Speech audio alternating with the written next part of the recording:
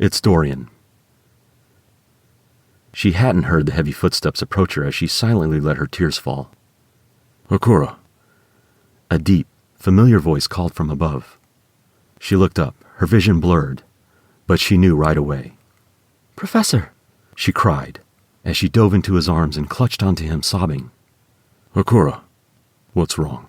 He asked with deep concern as he wrapped his arms around her in worry. Everything. I don't know what is happening to me, she sobbed. Her tears became uncontrollable. Her insides felt like they were breaking apart. Come with me. We'll talk about this, he urged, leading her away from the training facility. He had quickly gotten her to his office and locked the door. At that time, he also took his phone off the receiver and sat next to her on the couch. He wasn't going to let anyone interrupt what was about to take place. His heart ached to see her so confused, so he would see what light he could shed on what could possibly be causing her so much pain. Hakura, please, you need to tell me what's wrong, he urged, handing her a tissue to dry her eyes with. I don't know if I can be a peacekeeper anymore, sir, she cried. I can't make decisions fast enough anymore. I'm having these thoughts and emotions, which are causing me to question myself and my duty. I feel like I've lost all focus. The professor pursed his lips in worry. He loved her and hated seeing her like this. Was it wrong to unlock these feelings so soon? He had wanted to do so. He had wanted her to come to him and share these feelings. But he didn't want her to ever question herself, and couldn't have her doubting herself. He placed his hand on her shoulder and brought her closer to him. Hakura, these feelings, are they the ones you told me about before? Your heart racing, you feeling faint, your hands sweating? She only answered by nodding, but allowed herself to rest her head up against him. She felt safe, and hopefully he would give her an answer. And then possibly with this answer, others would begin to follow. He cleared his throat slightly, smiling inward, and he pressed her closer. These feelings, both physical and emotional, that you're describing, Hakura, are love. She looked up at him for a moment, still slightly puzzled, silently staring at him. The professor sighed. Not the kind of love that you feel for your allies, but a deeper love that your body physically responds to. He placed his hand on her thigh and lightly rubbed it. Professor, Hakura stuttered as she started to tremble. It had never been explained to her before. The idea of such an emotion was unknown to her, and now she had been feeling it for the first time. Do you feel these things when you're around me, Hakura? He asked, looking into her eyes. Yes. She trembled in his arms. Do you love me, Hakura? He asked, bringing his face closer to hers. I must, she responded, tears filling her eyes again with confusion. Hadn't she felt the same for Dr. Allen? But then Dr. Allen wasn't the one who was here talking her through these emotions. He wasn't the one who seemed to care, as the professor did.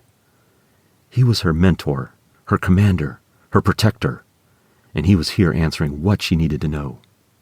Before Hakura had a chance to realize it, his lips were pressed up against hers.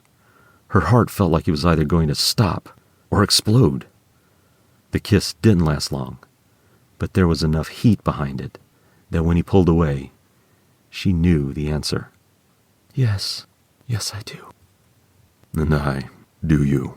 The professor smiled wickedly. I have for some time now, Hakura. But you're right. These emotions can tend to be complicated. He pulled away from her slightly and put his hands on her shoulders. The other two can't know, Hakura. They can't suspect anything because they don't know anything about this emotion yet. They won't understand, and they'll view it as favoritism. But you care for us all equally, Hakura said, looking up at him, but knew from the look on his face that it was a lie. Hakura, you are special. I can't quite give you an answer or the reason why yet. You just have to trust me. Can you do that? The professor asked, enjoying every moment that he had her close to him. I trust you, Hakura whispered. She wanted to know more, but she had already told him she trusted him, and that in time, he would tell her the truth. My friends, she started. They will understand in time as well, Hakura. Remember, you are all new to this world. You are all still developing naturally, which is something an electrode pulsing in your brain cannot teach you. Just like these emotions, you will all feel and understand them at your own pace. I knew you would be the first one coming to me about this. You were the first to awaken, so it was only natural. But Hakura, you need to know the importance of keeping this a secret between only us, the professor pleaded. Hakura swallowed. They hadn't understood about the rebel meeting. Amara had always teased about her being the favorite. How on earth would they understand this? She would end up becoming an outcast among them. Yes, Professor, she answered, and knew in her heart that she would happily keep this a secret. He kissed her head lightly, enjoying a few more moments of holding her. This was the breakthrough that he had been waiting and hoping for. He had to move slowly with her. He wondered what he could possibly do now to keep her from being a peacekeeper. How he would be able to contain her so she wouldn't be at risk. His mind reeled. He would need a better way to track her at night. He would station himself to oversee everything that she was doing. His mind laid out a careful plan on how he was going to bring her to her full potential. All the while, she was content to simply be in his arms. Hakura, he sighed again as he breathed her in, brushing his fingers through her hair. It's getting late in the afternoon, my dear. Your friends are going to be wondering about where you are. We fought earlier today, she muttered. I doubt they're too concerned. He brushed her hair even more, enjoying being able to touch her like this. Everyone fights, Hakura. Even friends and siblings. Whatever it might have been about, I'm sure it can be worked through, if not be forgotten entirely in time, he mused. Either way, I also have some duties that I need to take on before briefing tonight. She didn't want to move. She didn't want to leave his arms. Yes, sir, she answered. He tilted her head up at him and looked her in the eyes. No, Hakura. When we're like this, it's Dorian, he said, kissing her again.